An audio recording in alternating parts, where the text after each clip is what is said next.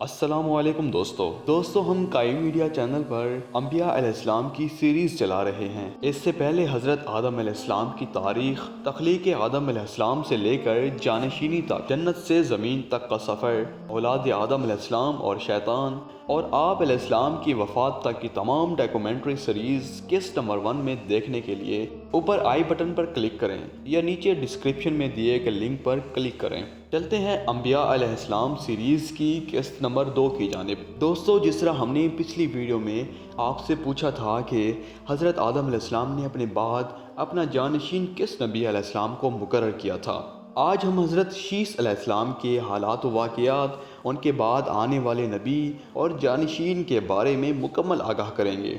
آپ کی بعثت کیسے ہوئی، نظام سلطنت کے بارے میں سب سے پہلے اصول حضرت شیث علیہ السلام کی طرف سے جاری ہوئے تھے، اور آپ کی وفات تک کی تاریخ بیان کریں گے۔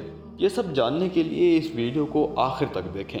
دوستو، اس انبیاء علیہ السلام کی سیریز میں آپ ہمارا ساتھ دیں، اس چینل کو سبسکرائب کریں اور گھنٹی کا بٹن ضرور دبا دیں، اور ہاں، اس ویڈیو کو لائک ضرور کریں تاکہ آپ بھی اس مشن میں شامل ہوں۔ حضرت شیث علیہ السلام۔ شیث سریانی لفظ ہے، اس کے معنی عربی میں حبۃ اللہ یعنی عطیہ خدا کے ہیں۔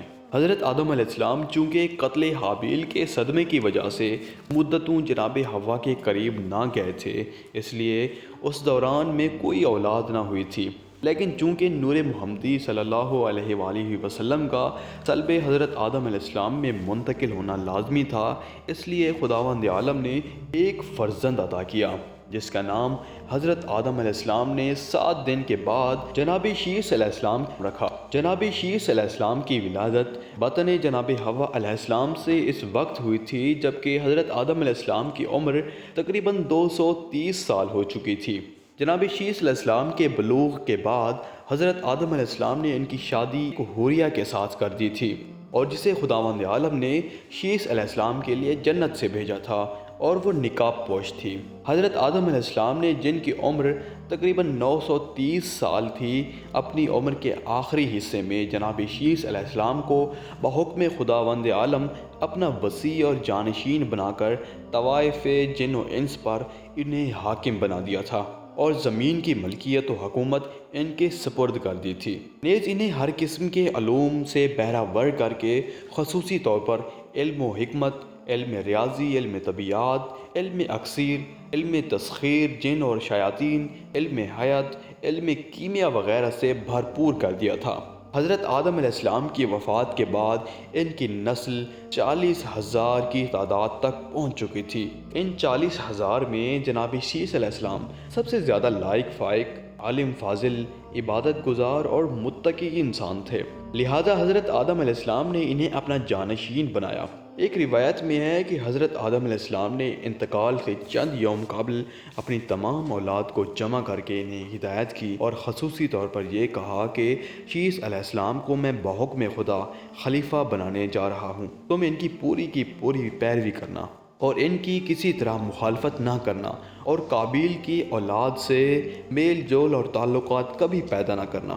پھر جناب شیث علیہ السلام سے فرمایا کہ نور محمدی جو کہ تمہارے صلب میں ہے، اس کی پوری حفاظت کرنا، اور غیر پاکیزہ رحم میں اسے نہ جانے دینا، اور میرے تابوت کی پوری حفاظت کرنا۔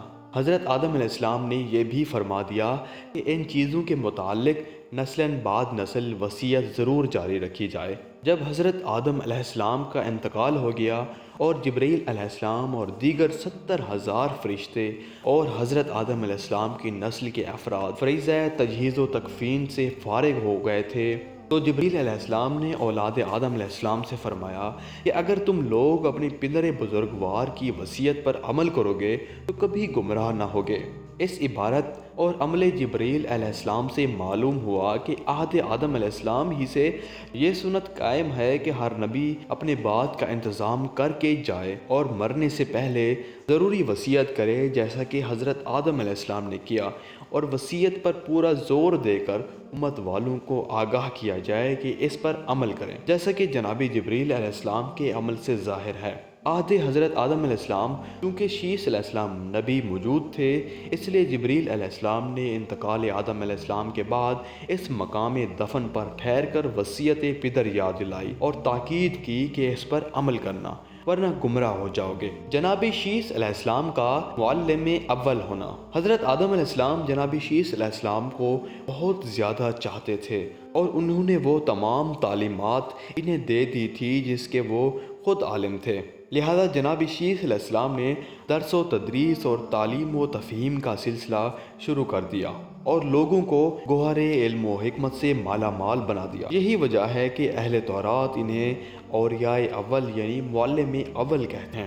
جناب انوش علیہ السلام کی ولادت۔ حضرت شیث علیہ السلام حضرت آدم علیہ السلام سے مشابہ تھے اور ان کی بیوی جناب حوا علیہ السلام سے مشابہ تھی۔ جب شیث علیہ السلام کی بیوی حاملہ ہوئی تو ان کے کان میں یہ آواز آتی تھی کہ تیرے شکم میں نور محمدی پہنچ گیا ہے، خدا مبارک کرے، اور یہ آواز اس وقت تک آتی رہی جب تک جناب انوش علیہ السلام پیدا نہیں ہو گئے۔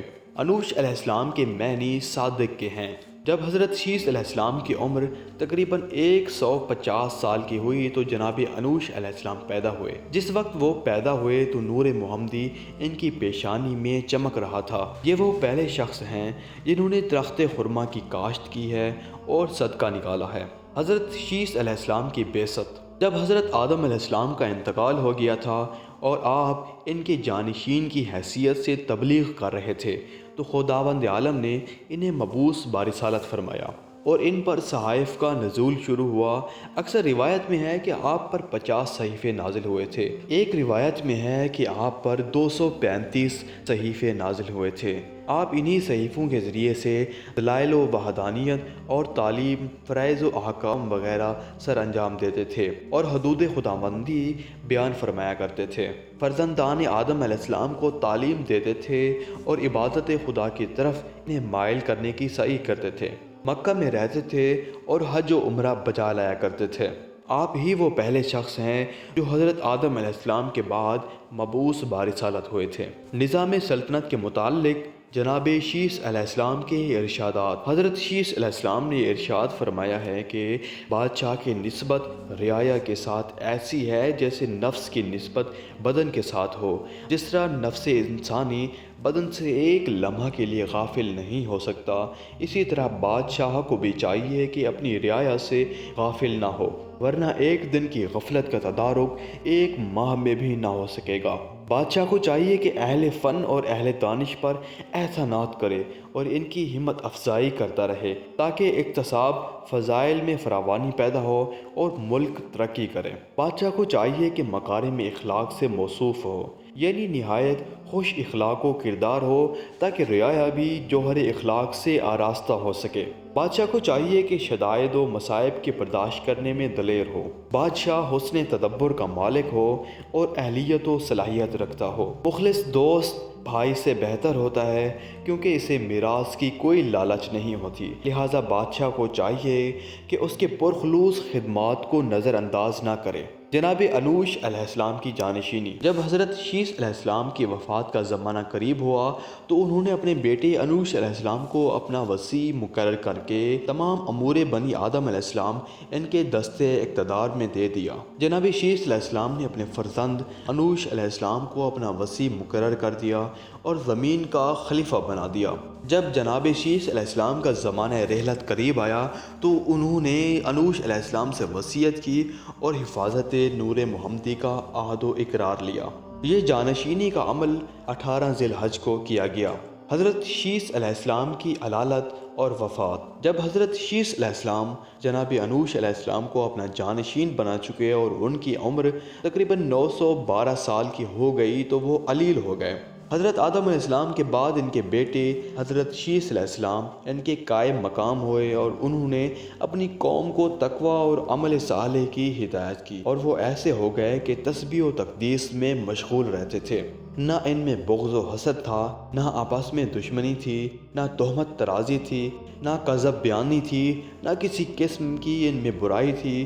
وہ جب بھی قسم کھاتے تھے تو خون حابیل کی قسم کھاتے تھے۔ پھر جب ان کی وفات قریب ہوئی تو انہوں نے اپنے بیٹے اور بیٹوں کو طلب فرمایا اور ان کی عورتوں کو بلایا اور انہیں دعائیں دی اور خون حابیل کی قسم دے کر فرمایا کہ تم لوگ اس مقدس پہاڑ سے نیچے نہ اترنا اور اولاد قابیل سے کبھی میل جول پیدا نہ کرنا۔ اس کے بعد اپنے بیٹے انوش علیہ السلام کو اپنا جانشین مقرر کیا اور انہیں حکم دیا کہ تابوت آدم علیہ السلام کی حفاظت کرنا اور تقوی کو اختیار کرنا، نیز اپنی قوم کو تقوی کی ہدایت کرتے رہنا اور انہیں عبادت خداوندی کی طرف دعوت دیتے رہنا۔ پھر منگل کے دن آپ وفات پا گئے۔ وفات کے وقت آپ کی عمر تقریباً 912 سال کی تھی۔ حضرت شیس علیہ السلام کی وفات کے بعد جناب انوش علیہ السلام نے غسل و کفن سے فراغت حاصل کی اور نماز پڑھ کر ان کی میت حضرت آدم علیہ السلام کے پہلو میں دفن کر دی۔ جناب انوش علیہ السلام حضرت شیس علیہ السلام کے بعد سے اپنے دادا حضرت آدم علیہ السلام اور اپنے پدر بزرگوار حضرت شیس علیہ السلام کی ہدایت کے مطابق تبلیغ دین میں مصروف تھے، یہاں تک کہ ان کی عمر تقریباً 90 سال کی ہو گئی تو خداوند عالم نے انہیں اولادیں عطا کی، جن میں کینان علیہ السلام سب سے لائق فائق اور عالم انسان تھے۔ جناب انوش علیہ السلام نے کینان علیہ السلام کو اپنا وصی اور جانشین اور زمین کا خلیفہ بنا دیا۔ کینان کے معنی غالب کے ہیں، یہ عبرانی زبان کا لفظ ہے۔ جناب انوش علیہ السلام کی وفات۔ جناب انوش علیہ السلام حضرت شیس علیہ السلام کی وفات کے بعد سے ادائے فرائض میں مشغول و مصروف تھے کہ موت کا وقت قریب آ گیا۔ جناب انوش علیہ السلام نے تمام اولاد و اعضاء کو جمع ہونے کا حکم دیا اور سب کے سب جمع ہو گئے۔ انہوں نے سب کو دعائیں دی اور جناب شیس علیہ السلام کی طرح وصیت کی کہ تم لوگ اس مقدس پہاڑ سے نیچے نہ اترنا اور اولاد قابیل سے کبھی میل جول اور اختلاط پیدا نہ کرنا، اور کینان علیہ السلام سے کہا کہ میرے بعد امور دین دنیا کو نہایت خوبصورتی سے سر انجام دینا اور تابوت حضرت آدم علیہ السلام کی حفاظت کرنا اور حمد و تسبیح خدا کرتے رہنا۔ وصیت سے فراغت کے بعد جناب انوش بن شیس بن آدم علیہ السلام غروب آفتاب کے وقت انتقال کر گئے۔ وفات کے وقت آپ کی عمر تقریباً 965 سال کی تھی۔ جناب کینان علیہ السلام اپنے باپ کی وصیت کے مطابق جانشین ہونے کی حیثیت سے ریاست بنی آدم علیہ السلام کو سنبھالے رہے، اور وہ اس کوشش میں تھے کہ صراط مستقیم سے انحراف نہ ہونے پائے اور تبلیغ کا کام برابر جاری رہے، یہاں تک کہ آپ کی عمر تقریباً 910 سال کی ہو گئی تھی اور آپ کی وفات قریب آن پہنچی۔ جب آپ کو وفات کا یقین ہو گیا تو لوگوں کو جمع کر کے دعائیں دی اور خون حابیل علیہ السلام کی قسم دے کر کہا کہ اس مقدس پہاڑ سے نیچے نہ اترنا اور اولاد قابیل سے میل جول کبھی پیدا نہ کرنا۔ جناب میلائیل علیہ السلام کو اپنا وصی اور جانشین بنا کر انہیں جسد آدم علیہ السلام کی حفاظت کا حکم دیا اور انتقال کر گئے۔ جناب کینان نے شہر بابل کی بنیاد ڈالی۔ وفات کے وقت تقریباً آپ 920 سال کی عمر میں انتقال کر گئے۔ دوستو، اس کے بعد قسط نمبر 3 میں ہم آپ کو میلائیل علیہ السلام کی ولادت، حضرت میلائیل بن کینان کی جانشینی اور کارکردگی کے بارے میں بتائیں گے، اور حضرت میلائیل علیہ السلام کا حسن و جمال اور اسٹیچو کی تعمیر و بت پرستی کی ابتدا اور شیطان کا حملہ کیسے ہوا، کیسے شیطان نے ابتدا میں ڈھول، گانا بجانا اور موسیقی کی ابتدا اور بنیاد اولاد آدم علیہ السلام میں ڈالی۔ جناب یرد علیہ السلام کے بارے میں بھی بتائیں گے۔ اولاد آدم علیہ السلام کو وصیت کی گئی کہ اس پہاڑی کے نیچے نہ جانا اور قابیل کی اولاد سے میل جول نہ رکھنا۔ تب یہ کیسے وصیت آدم علیہ السلام کو ترک کر کے گمراہی کی طرف چلے جاتے ہیں، یہ سب بھی آپ کو اگلی قسط میں بتایا جائے گا۔ تب تک آپ اس ویڈیو کو لائک کریں اور اپنی قیمتی رائے کا اظہار کمنٹ سیکشن میں دیں اور درود ابراہیمی ٹائپ کریں۔ اسی طرح دوستو، اگر آپ ارطغرل عثمان غازی یا شیخ تابد کیمرے کے بارے میں جاننا چاہتے ہیں تو نیچے ڈسکرپشن میں دیے گئے لنک پر کلک کریں یا اوپر آئی بٹن پر کلک کریں۔